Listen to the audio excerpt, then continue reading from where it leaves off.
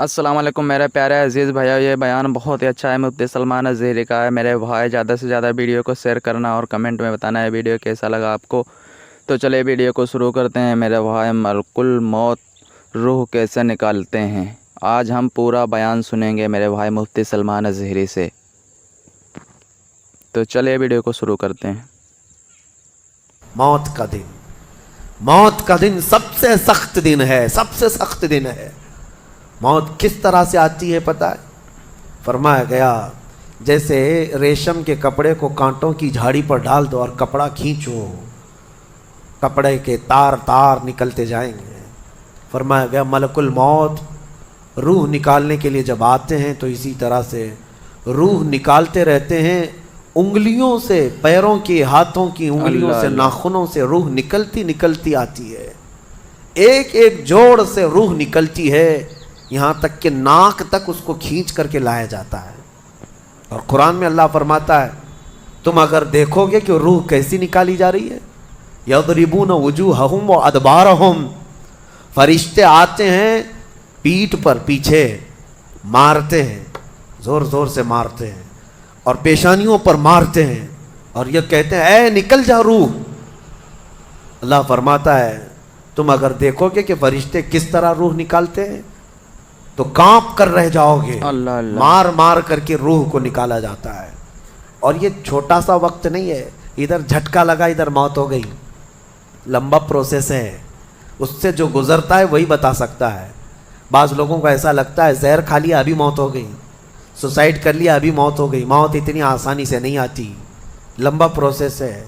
موت سے پہلے فرشتے آ جاتے ہیں، چاہے تم اچھے آدمی ہو، بیٹھے ہوئے ہو، تم کو بھی اگر موت آنی ہے تو تم پہلے فرشتوں کو دیکھنے لگ جاؤ گے، لیکن بتا نہیں سکتے کسی کو۔ موت سے تھوڑی دیر پہلے فرشتے قریب آ جاتے ہیں۔ پہلے جماعت فرشتوں کی آتی ہے، پھر ملک الموت آتے ہیں۔ ملک الموت ان فرشتوں کے بیچ آتے ہیں۔ جیسے ہی یہ مرنے والا آدمی ملک الموت کو دیکھ لیتا ہے، پھر اس کے جسم میں کپ کپی طاری ہو جاتی ہے، اور ایسی کپ کپی طاری ہوتی ہے کہ کبھی پیشاب نکل جاتا ہے، کبھی پخانہ نکل جاتا ہے۔ اکثر دیکھنا مرنے والوں کی نجاست نکل جاتی ہے۔ ملک الموت کو وہ بہت قریب سے دیکھتا ہے، اور ان کی دو شکلیں ہیں۔ ایک بہت بھیانک شکل ہے، اس کو دیکھنا ہی عذاب ہے، اور ایک بہت خوبصورت شکل ہے، ان کو دیکھنا ہی رحمت ہے۔ وہ نیک بندوں کی روح نکالنے کے لیے جب جاتے ہیں تو خوبصورت شکل میں جاتے ہیں، اور جب گنہگاروں کی روح نکالنے جاتے ہیں تو بھیانک شکل میں جاتے ہیں، اور ان کو دیکھتے ہی مرنے والے کا جسم پیلا پڑ جاتا ہے، پیشانی اکھڑ جاتی، آنکھیں پھٹی رہ جاتی، اور پھر خرخرا آنے لگ جاتا ہے، یعنی خر کی آواز تیز ہو جاتی ہے۔ وہ بولنا چاہتا ہے اپنے پاس والوں کو، لیکن بول نہیں سکتا، بند ہو جاتا ہے۔ یہ وہ وقت ہے جب اس کے توبہ کا دروازہ بھی بند ہو جاتا ہے۔ اب اگر فرشتوں کو دیکھ کر کوئی توبہ بھی کر لیا، ایمان لایا، تو اس کا ایمان قبول نہیں۔ اس وقت سے پہلے تک جو بھی ایمان لایا یا توبہ کیا، اس کی توبہ قبول ہے۔ لیکن موت کا خرخرا آ گیا اور فرشتوں کو دیکھ لیا، اس کے بعد بہت سارے کافر بھی پکاریں گے کہ ہم ایمان لاتے ہیں اللہ پر، نہیں، اب ایمان قبول نہیں ہوگا۔ موت اتنی آسانی سے نہیں آتی، اس کا پروسیس ہے۔ فرشتے آتے ہیں، ملک الموت آتے ہیں، پھر اس کے بعد اس کو گھور کر دیکھتے ہیں، پھر اس کو چت لٹا دیا جاتا ہے، یا جس حالت میں بھی ہے وہ گر جاتا ہے، کھڑا ہے تو گرتا ہے، بیٹھا ہے تو گرتا ہے، موت آنے سے پہلے لڑک جاتا ہے۔ یہ ضروری بھی نہیں ہے کہ آج میں اپنے آپ کو سنبھال کر بیٹھا ہوں، اگر میری موت آنی ہے اسی کرسی سے گر جاؤں، اسی جگہ سے ہم گر جائیں۔ اور اس کے بعد ملک الموت روح کھینچنا شروع کرتے ہیں، پیروں کے ناخنوں سے لے کر، ہاتھوں کے ناخنوں سے لے کر، اس کے جسم کے ہر حصے سے لے کر ناک تک کھینچتے ہوئے لاتے ہیں۔ اور اس کے بعد جب پوری روح نکل جاتی ہے، وہ لے کر کے چلتے رہتے ہیں، اور مردہ ان کو جاتے ہوئے دیکھتا رہتا ہے۔ آنکھیں سب سے لاسٹ میں کھلی رہتی، کسی بھی مرنے والے کی آنکھیں بند نہیں رہتی، کھلی رہتی، وہ دیکھتا رہتا ہے۔ اسی لیے حدیث پاک میں ہے جب کسی کی روح نکل جائے تو سب سے پہلے تم اس کی آنکھیں بند کر دو، ہمیں بند کرنا ہوتا ہے، اور اس کے بعد منہ بھی کھلا رہ جاتا ہے، منہ اوپن رہ جاتا ہے، فرمایا گیا منہ کو دبا کر بند کر دو۔ یہ سب نشانیاں ہیں میرے عزیزوں موت کی سختیوں کی۔ آپ کو پتہ ہے جب رسول کریم صلی اللہ تعالیٰ علیہ وسلم کی وفات آئی، اللہ اکبر، نزع کا عالم اتنا سخت تھا کہ بار بار حضور اکرم صلی اللہ علیہ وسلم کو پورے پانی کے مٹکے انڈیل دیے جا رہے تھے، 3 مٹکے حضور پر انڈیل دیے گئے موت سے پہلے، اور حضور اس کے بعد تھوڑا آرام محسوس کرتے اور پھر شدت کا بخار۔ اور وہ آخری وقت تھا جب حضرت فاطمہ آپ کے پاس آئی تھی، حضور نے ان کے کان میں بتا دیا، وہ رونے لگ گئی۔ کیا کہا تھا حضرت فاطمہ کہتی ہیں، حضور نے فرمایا اے فاطمہ اب میں جا رہا ہوں، میرا آخری وقت ہے۔ پھر ایک دوسرے کان میں ان سے کہا میرے خاندان میں سے سب سے پہلے تم مجھ سے ملنے والی۔ آج یوم فاطمہ بھی ہے، سیدہ کائنات کا آج یوم وصال ہے، 4 رمضان المبارک۔ تو رسول کریم صلی اللہ تعالیٰ علیہ وسلم حضرت عائشہ صدیقہ کے سینے سے سر لگا کر لیٹے ہوئے تھے۔ حضرت عائشہ فرماتی ہیں سنو مجھے پتہ ہی نہیں تھا، حضور حضرت عائشہ سے زیادہ محبت کرتے تھے، اسی لیے آخر وقت میں حضرت عائشہ کے ہی حجرے میں رہنے لگے، باقی دوسری بیویوں کیا نہیں جاتے۔ حضرت عائشہ کہتی ہیں میں حضور اکرم صلی اللہ تعالیٰ علیہ وسلم کو کبھی مسواک دے رہی، کبھی پانی کے چھڑکاؤ کر رہی۔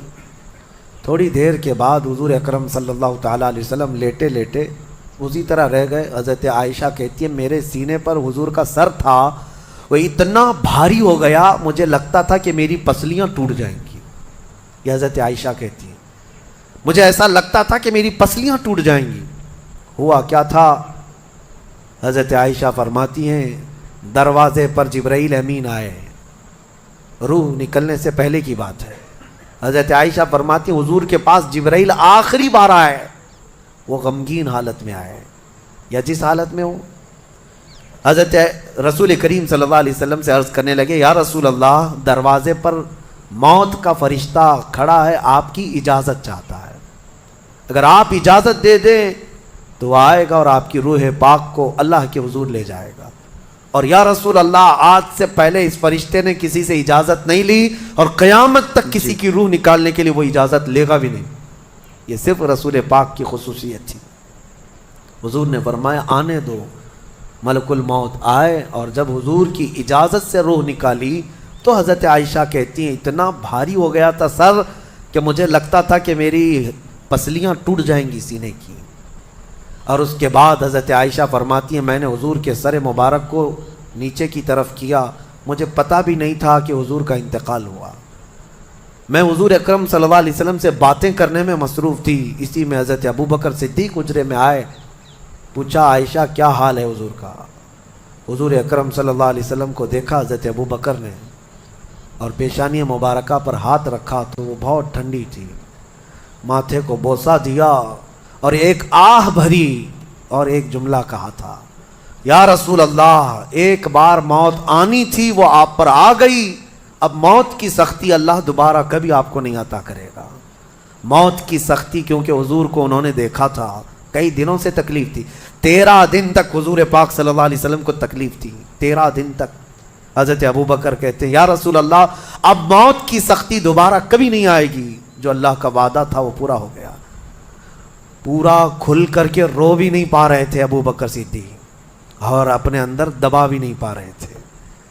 موت کی سختی انہوں نے دیکھا اور اس کے بعد کہا اے عائشہ کیا دیکھ رہی ہو، اللہ کے رسول ہم سے رخصت ہو چکے۔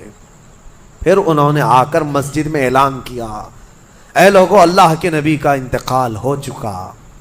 اب مجھے یہاں یہ بتانا ہے اگر موت سے کوئی بچ سکتا تھا تو سب سے پہلا نمبر تو رسول اللہ کا ہونا چاہیے تھا، کیونکہ اللہ کے سب سے محبوب نبی وہی ہیں۔ جب رسول پاک صلی اللہ تعالیٰ علیہ وسلم کو بھی موت آئی تو میاں ہمارا اور تمہارا شمار نہیں، چاہے 100 سال زندگی مل جائے لیکن مرنا ضروری ہے۔